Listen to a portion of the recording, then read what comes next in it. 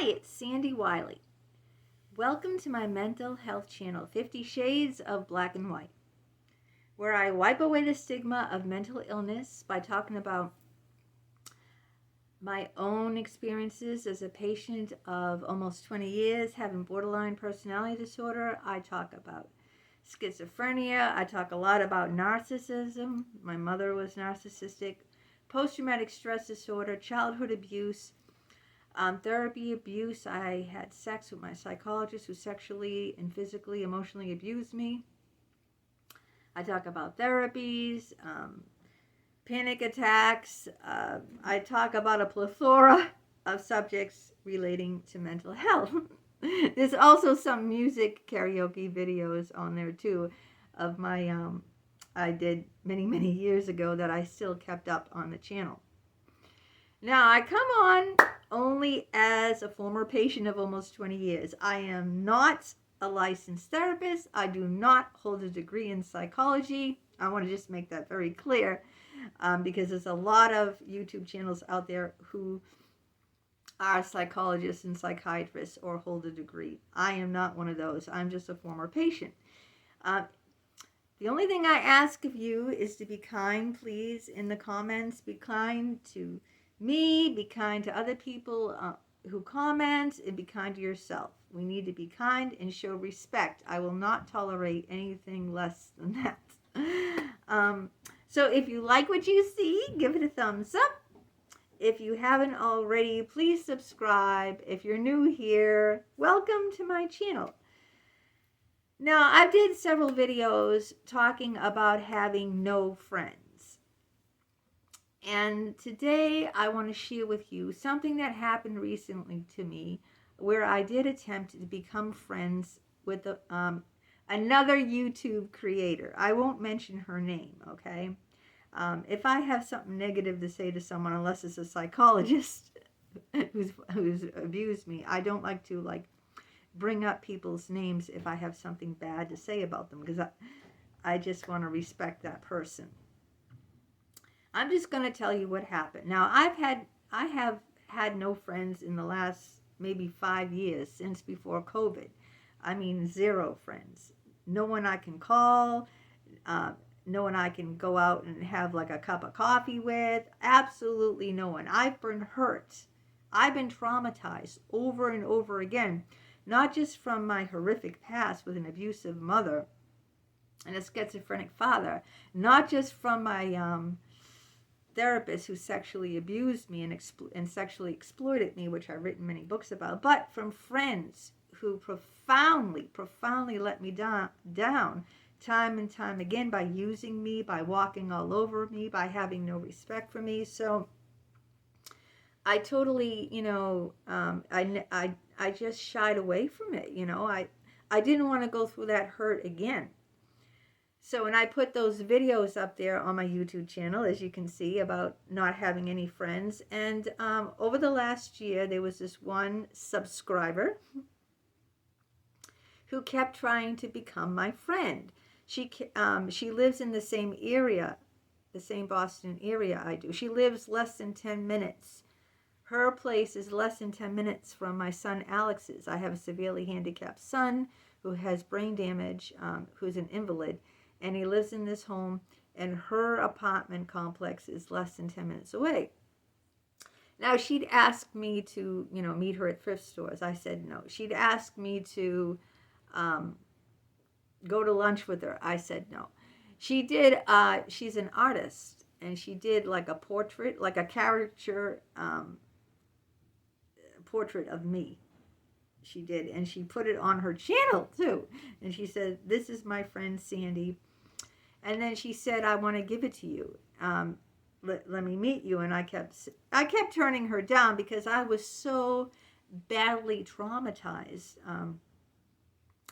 by people, you see, that I was, and she kept pursuing me for a year, about a year. She kept commenting on my YouTube videos, over and over again. And she kept saying how she liked to be friends with me. And then she became friends with me on Facebook, and we messaged back and forth to each other. And so she messaged me and she said, your son lives less than 10 minutes from where I live, and you visit him, on the weekends. Can you please stop by and see me so I can give you the portrait that I made of you? And, so I said, you know what? It's less than 10 minutes from where my son is. I'm going to be there on Saturday. I said, all right, it's been a year this woman is trying to connect with me on YouTube. She's a subscriber. She comments on all my videos. She did a self-portrait of me because she's a creator. She's an artist. So I said, I'll see you after I visit my son around 3 o'clock. And she said, fine. So I went to her place, and, we talked a little bit, and she gave me the portrait she did of me, and she also gave me some other artwork that she did as well. So, it was all right. She said, do you think you'd want to come back here and maybe we can do a video together for our YouTube channel? And I said, sure, I'll come back. Sure, we'll do that. So when I went home, I put her artwork up in a big frame in my bedroom because I wanted to support her as an artist, because I'm an artist. And this was a new friend, and it's been over 5 years since I had a friend. So I was excited to, make a friend. My YouTube channel finally, got me, to meet someone in my neighborhood. She was my age, too. She was exactly 58 years old, just like me. She lived maybe about, 15, 20 minutes from my house. And she only lived less than 10 minutes from where my son lived, his house. We were both YouTube creators. We were both artists. So we had a lot in common. And she was a subscriber. I subscribed to her channel as well. And I went over her apartment. And so I thought, well, I finally found a friend. But I was very wrong. Very, very, very wrong. So I put her artwork to support her. I even, encouraged her to go to Open Studio, submit her artwork at Open Studio. Now, in case you guys aren't familiar with Open Studio, I don't know, it's in the Boston and surrounding areas, not just in Boston, it's in Newton. I don't know if it's in other states. I didn't look it up. But it's where artists open up their homes, and people walk in and can purchase their artwork. It can be photography, it can be paintings, it can be sculptures, it can be, ceramics, it can be homemade jewelry. It's all, crafted, created by the artists. They open up their homes or their workshops for, that weekend that they hold it, and then people can go in and look at their stuff and purchase it. And I said, you should do that, because she had a lot of artwork all over her walls of these, caricatures.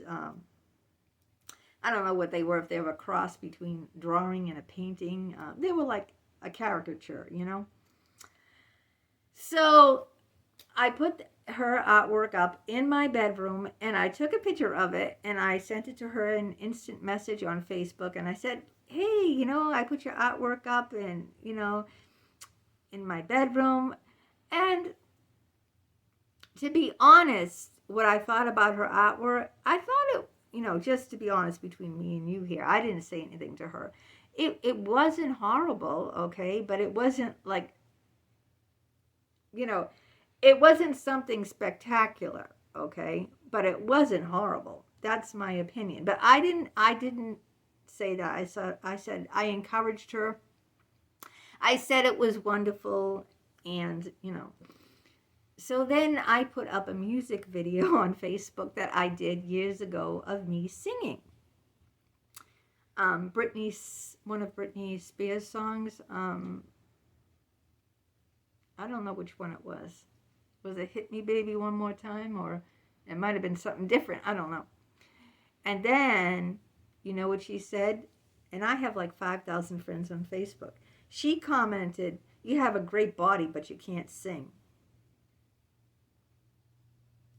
I mean, if you don't have nothing to say to someone, don't say anything at all. If you don't have something nice to say, that's what I meant to say.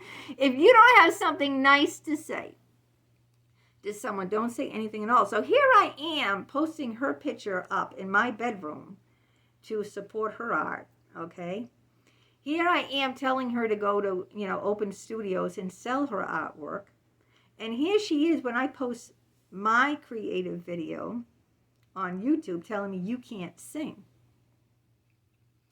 Well, of course I was crushed.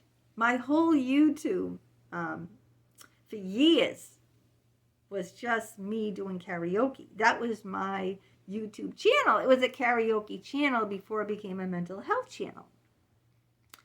And I thought we were friends, for the last year.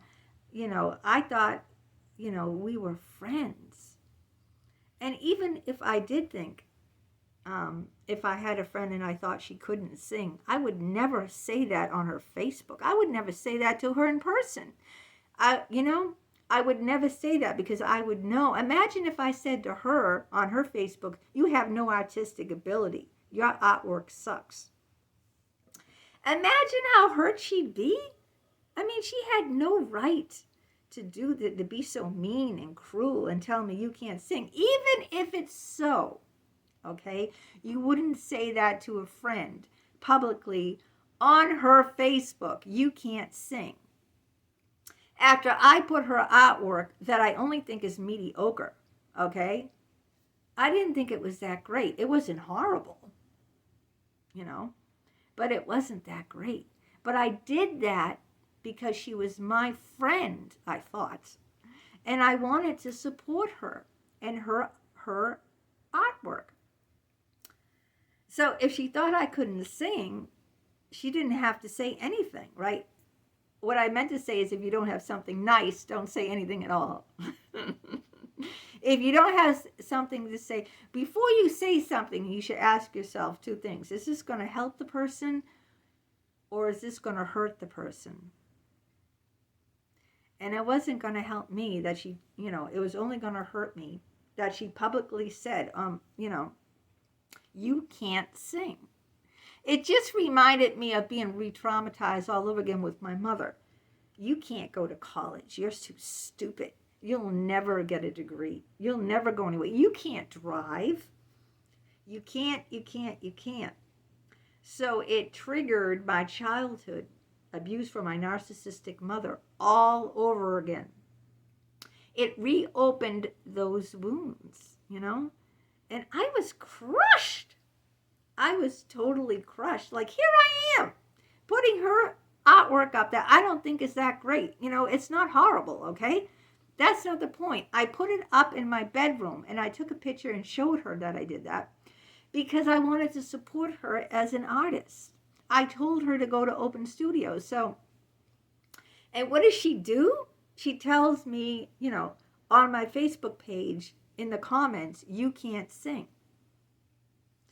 So I immediately blocked her, and I have nothing to do with her. And I will never open myself up again for another person ever again. I put myself on the line, you see, after years and years, after over 5 years. The last friend I had was Janice. And I think that friendship ended, I'm going to say maybe 2018 or 19. I think Holly ended, I'm not sure. It ended before COVID. I haven't had a friend since before COVID. So it had to be at least 5 years ago that I've been 5 years without any friends. So this person from YouTube, this YouTube subscriber, was, the only person, the only new friend I recently, acquired. And I really put myself on the line. Like I said, the last year she's been trying to be friends with me, trying to get together with me, because we live like very close in the same neighborhood of Boston. We live both in Boston. We're the same age. We're both YouTubers. We're both artists. And then she had,